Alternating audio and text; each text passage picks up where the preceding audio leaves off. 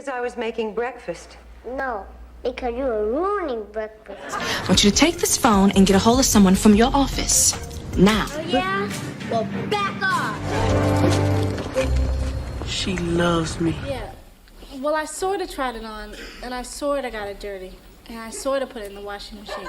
Now, we've all had that moment. You know, the one when you're scrolling through TV shows or movies, minding your own business, and suddenly you spot a familiar face. But then it hits you. Wait a minute, what happened to that person? Today, we're spilling the tea on 12 famous black actors who vanished into thin air. Yeah, you heard that right. These stars were once shining bright, and now they're practically ghosts. Now, let's be clear. I'm not saying these actors are dead or that they're retired for good, okay? But let's be real, we haven't seen them in a minute. I mean, we're talking years, people, and honestly, it's looking pretty unlikely that we'll be seeing these stars on our screens anytime soon. Let's get into it. First up, we gotta talk about Jamie Foxworth, y'all. Now, if you grew up in the 90s, you know her as the adorable little sister Judy Winslow from Family Matters. You remember Mom's fancy dress with all the sparkly things on it? Well, I sort of tried it on, and I sort of got it dirty. And I sort of put it in the washing machine. She was a regular on Family Matters for the first 4 seasons, but one day, poof, she was just gone, and no one even gave us an explanation. And get this, it wasn't even a big deal to the producers. They decided to shift all the focus to Steve Urkel, played by Jaleel White, whose popularity was through the roof. So they pretty much just cut Judy's scenes down and eventually kicked her off without so much as a bye girl or an explanation. The producers were like, oh, no one will even notice. But honey, fans and even the cast were shook. Pretty shady, don't you think? So after Jamie Foxworth got the boot from Family Matters, things definitely weren't smooth sailing for her. She had a hard time landing acting gigs, so what did she do? Well, she formed an R&B group with her sisters called She, and even dropped an album in 1997, but spoiler alert, it didn't exactly skyrocket to stardom. As the acting roles kept not coming, she made a wild career pivot and entered the adult film world under the name Crave from 2000 to 2002. Yep, you heard that right. Crave. Now, Jamie's been real about the tough times she went through during this period. She's talked openly about battling depression and substance abuse, and let's be honest, the whole being kicked off a hit show thing probably didn't help. Oh, and don't forget the financial struggles her family was going through at the time. So, Jamie Foxworth hasn't exactly been thrilled with how Family Matters has treated her lately. In some recent interviews, she spilled the tea about feeling completely left out of the Family Matters reunions. Like, really left out. She revealed that she wasn't even invited to a big reunion photo shoot in 2024. And honey, she didn't hold back about it. She called it a slap in the face. And honestly, can you blame her? It's like they just forgot she was part of the family. But she got her life together when she became a mom in 2009. She said it was a total game changer for her, turning her focus away from all that drama and into a fresh start. With a net worth estimated at $50K, you know that's a comeback story waiting to happen. Now, I know you remember Webster. This is a sick person speaking. I used to be a lot like you. You were black? Emmanuel Lewis was the pint-sized superstar that charmed us all in the 80s and early 90s. For some reason, I thought you were going to be taller. Me too. Me too. The kid was the definition of awe with his big eyes and even bigger personality. He was so good, he racked up nominations, including 4 Young Artist Awards. I want to ask her out, but I don't know how. Just ask her. Moesha, will you go out with me? But wait, there's more. He wasn't just TV royalty. Emmanuel was also the face of Burger King for a hot minute. Everybody knows train rolling beats flying nearly 3-1. Making him a true pop culture icon. Oh, and did I mention he's a singer too? In Japan, he's got quite the fan base. With his debut single, City Connection, hitting #2 on the Oricon chart in 1981. Talk about a triple threat. But after Webster, where did he go? It's like he vanished off the face of the earth. Like seriously, people were sending threats to Webster? The pressure of being a kid on TV was real, y'all, but luckily, Emmanuel wasn't doing it all alone. His family had his back through all the madness. Oh, and if you want to see him flexing those pop culture vibes, check out the 30-second mark in Lil Jon and the East Side Boys' I Don't Give a F video. I don't give a fuck. Yes, he's in it. His net worth is set at $600K, and that says one thing. Emmanuel still got it, people. Next up is Lil JJ. This dude was a comedy genius from way back. Oh yeah, the hilarious teen comedian Lil JJ had us rolling on the floor with his stand-up and his sitcom Just Jordan. Just Jordan on Bad Boys. He started doing stand-up in middle school and was everywhere in the mid-2000s. Seriously, this kid had jokes. Lil JJ wasn't just funny on TV, he was also on the big screen. He had a role in Beauty Shop with Queen Latifah. How you doing? Damn, you a dick. But after that, it was like he disappeared. Well, word on the street is that Lil JJ didn't just vanish into thin air. He went to college, joined a frat, and is now trying his hand at rapping. Who knew? From TV star to college student and now a musician, this guy's living his best life. It's cool to see he focused on school and explored new things. He's been popping up everywhere lately, from the hilarious antics on The Ricky Smiley Show to his wild appearances on Wild 'N Out. You don't get your goddamn top heavy built ass up out here. He's always keeping us entertained. He's not just a TV star, he's also been in music videos and even done some voice acting. Talk about a multi-talented kid. Well, with a net worth around $600K, Lil JJ is not exactly a kid anymore, as he goes by Big JJ now. How you doing, Ollie? You remember her as the beautiful, bold, and brilliant Renee Raddick in the legal drama Ally McBeal. Judges don't like it when lawyers represent themselves. The stunning Lisa Nicole Carson. Before Lisa Nicole Carson was gracing our TV screens, she was just a regular girl from Florida. But after graduating high school, she packed her bags and headed to the Big Apple, New York City, with one dream: to become a star. And guess what? She totally did. You might remember her as Carla Reese on ER. It's art. No, it's okay, Carla. It just means that the baby's lungs, they haven't matured yet.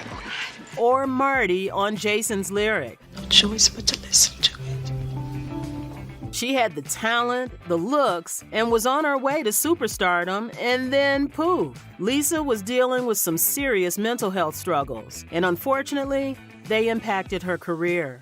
Word on the street is that Lisa was battling some serious mental health issues, specifically bipolar disorder. This led to some tough times, including hospitalizations and even getting let go from her roles on ER and Ally McBeal. She disappeared for what felt like forever, and people were starting to wonder if she just disappeared from Hollywood for good. But surprise, surprise, she made a huge comeback in 2012, showing up on Harry's Law for its finale. It's about leveling a playing field. It's about redeeming the past wrong. She brought back her character Renee Raddick, and honestly, it was like she was reminding everyone she still had it, just when we thought she was done. Her net worth sits at a pretty $400K, and hey, she's been open about her journey, and it's inspiring to see her healing and focusing on herself. Next, Alex Datcher is this totally badass actress from Chicago, burst onto the scene in the 90s. She was in Passenger 57 with Wesley Snipes. The rumor that the men in Los Angeles actually talk without cue cards? They talk a lot.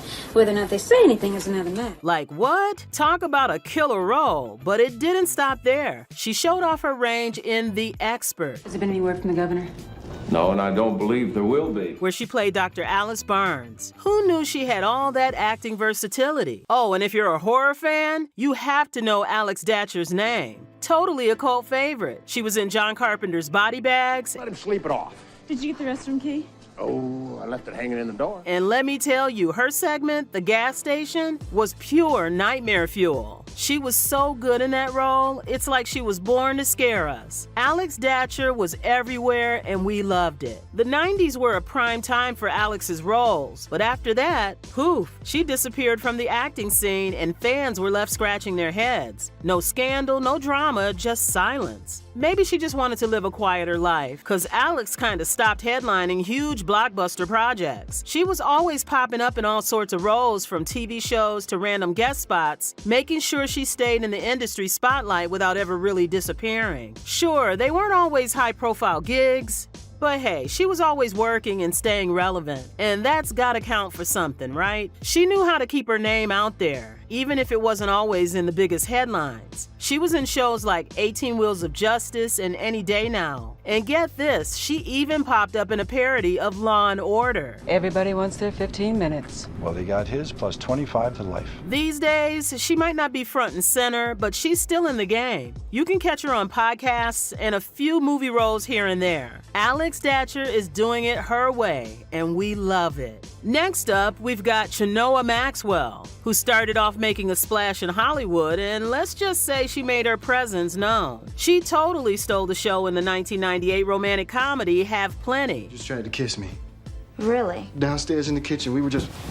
where she played the unforgettable Haviland Savage. Do I look like a French fry to you? Do I look like a biscuit? That role, it was her ticket to the spotlight, no doubt about it. After that, she wasn't just sitting around, she was all over TV. She also had that recurring role as Lena Turner on the UPN sitcom Girlfriends. I got into acting because I went to a seminar with Ian Levon's aunt, and she changed my life. Which everyone loved. But acting wasn't her only thing. She was also a model, gracing the pages of major magazines and rocking those campaigns. Talk about a multi-talented queen. Chenoa spills the tea as to why we started to hear crickets. She's got her own photography business, snapping pics of big names like Annie Leibovitz and Shaq. Total boss, and that's not all. She's also a life coach, helping people reach their full potential. She's basically got the whole self-help thing on lock. Chenoa's also dipped her toes back into TV. She was on the Oprah Winfrey Network's docuseries Love in the City from 2013 to 2014. Hello, major visibility. Plus, she's got her own web series, Closet Talk. Did you know a dick can get broke? Yes, I've actually had one. And where she chats with celebrities in a totally chill, behind-the-scenes way. Seriously, Chenoa is mixing creativity, self-help, and entertainment in the best way possible. And with a net worth set at a cool $3 million, it's all working for her. Another person who definitely made her mark and then took a hike from the silver screen to the land of the lost is Kent Masters King. She started out on Knots Landing. You think you can get away with anything, but you are not getting away with killing my mom. Switched to The Young and the Restless and finally landed on General Hospital. I play Lainey Winters, and it's been a really unique position because I've been doing General Hospital. She was like a soap opera superstar, and fans were obsessed with her. But then, poof, she just kind of vanished. She was on and off General Hospital for a bit, but after 2008, it was like she fell off the face of the earth. Yeah, we all thought she disappeared after General Hospital, but plot twist, she's actually been busy as a bee. She's still acting, even scoring a role in the movie Aftermath in 2017. But get this, she's not just in front of the camera anymore. She's also directing and even won an award for her short film. Plus, she's been doing voice acting too. So yeah, Kent Masters King is still out there slaying, just in a different way than before. Now, Tyra Farrell is basically a Hollywood legend who started on Broadway, then moved to movies and TV. She was in Boys in the Hood. Oh, you furious, this little boy, huh? Jungle Fever. Hey, Charlie. Morning, Laura. The usual.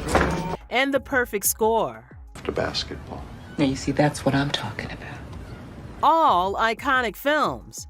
And on TV, Tyra Farrell was in The Bronx Zoo, City, and ER. She's been nominated for NAACP Image Awards and was even named one of the promising new actors of 1991. But then, silence. Her career was as lit as an outdoor barbecue, and then it just fizzled out. Where'd she go? Well, after dominating the 90s and early 2000s with roles in iconic movies, she took a little break.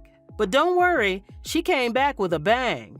She starred in Tasha Smith's movie Boxed In and even had a role in Empire. And she's still popping up in TV shows like Chicago PD and movies like The Bobby DeBarge Story. Now, you don't understand. Your father was under a lot of pressure back then. So while she might not be as big as she once was, with a net worth of $1 million, she's definitely still in the game. We really have to talk about Olamide Faison. Oh, you probably know him as Miles Robinson from Sesame Street. Not like that, Elmo. Oh, really? You got me without touching me, like this. He was the kid who totally grew up in front of our eyes from 2003 to 2010.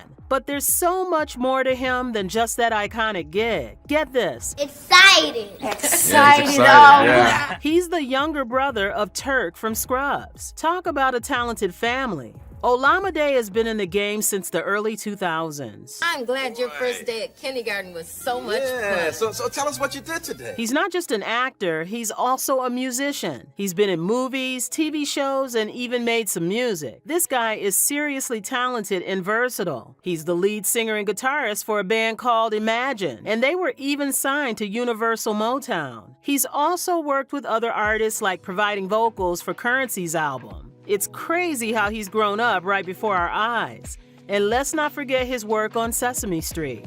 He didn't just act, he also sang songs about healthy habits. This guy is seriously talented and versatile.